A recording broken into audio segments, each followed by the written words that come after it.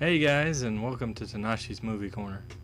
Today we're bringing another animated matchup for you, another versus, which will be How to Train Your Dragon, which came out in 2010, versus The Hunchback of Notre Dame, which came out in 1996.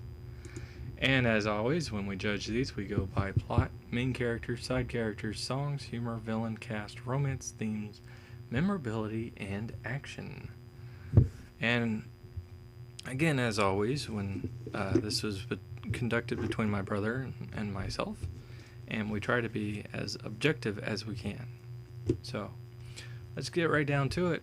When it came to plot, we actually went ahead and gave plot to Hunchback of Notre Dame. The synopsis here is a deformed bell ringer must assert his independence from a vicious government minister in order to help his friend at Gypsy Dancer. Now, be honest, there's a lot more going on here with this story.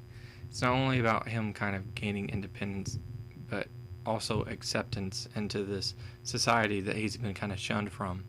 At the same time, you do have the gypsies who are being shunned from society as well, and they're all viewed upon as being kind of heathens and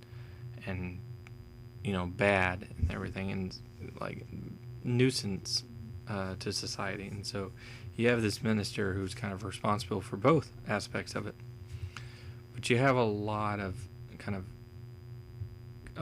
little plot points that kind of tie together, and I honestly, there's a lot more to it than How to Train Your Dragon, which is pretty straightforward because it kind of goes straight with the title and runs with it, and that's all there is, which is fine. But when it comes to plot, having more depth and being able to deliver such depth and in kind of easy and understanding way makes Hunchback a lot better. Main character, we gave main character to Hiccup from How to Train Your Dragon versus Quasimodo. Hiccup as a character, both of them are kind of shunned a little bit from society. Quasimodo to a deeper extent, but Hiccup's still kind of the outcast of his group and everything. And by the end of the movie, he turns it around. But he has such a likability to him, and you really feel for him, and you can associate with him, and why he doesn't fit in, and just kind of the relationships are with him and that grow through the movie and everything. He really works out, and he proves that he's the hero that he believed he could be, whereas no one else did. So I think he worked out as being the better main character. When it comes to side characters, we actually gave that to Hunchback of Notre Dame. Thing is, you have Esmeralda, and Esmeralda is Esmeralda on her own kind of is a really strong side character, and along with that you have this kind of knight that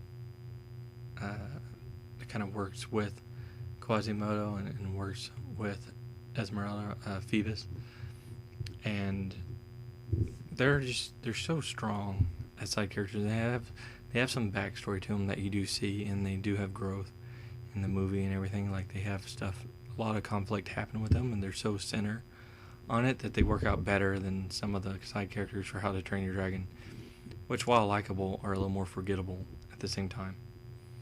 So songs went to How to Train Your Dragon, or not How to Train. Ugh, whoa, that didn't work. Songs went to Hunchback because Hunchback has songs, so that's how that one ended up. Humor went to How to Train Your Dragon. They both showcase humor. Hunchback is a more darker themed movie, though, darker toned. How to Train Your Dragon doesn't. It's supposed to be a lighter movie, so it kind of works with the humor a lot better, particularly among the side characters and with Toothless. So for villain, we gave that to Hunchback.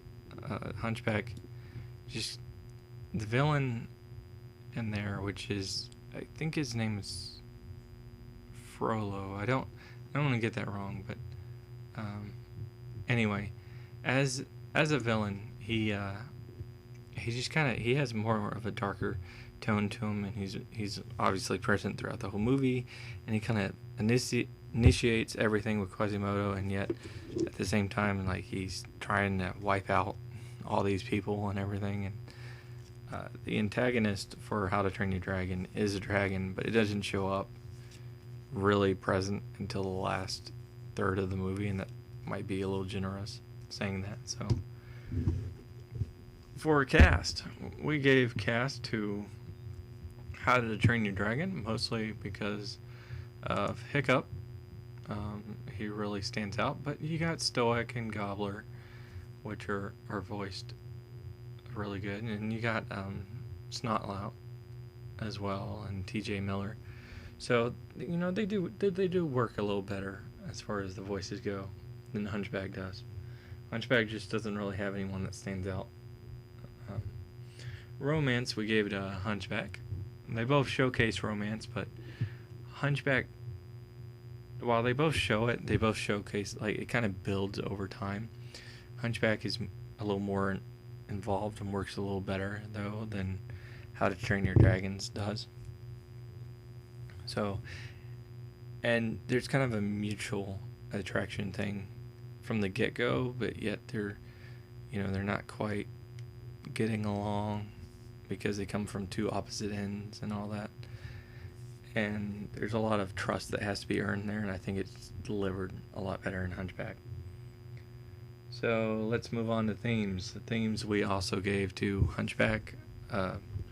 Again, just going from the plot with the whole kind of view upon gypsies and view upon him and the kind of accepting them into society and everything.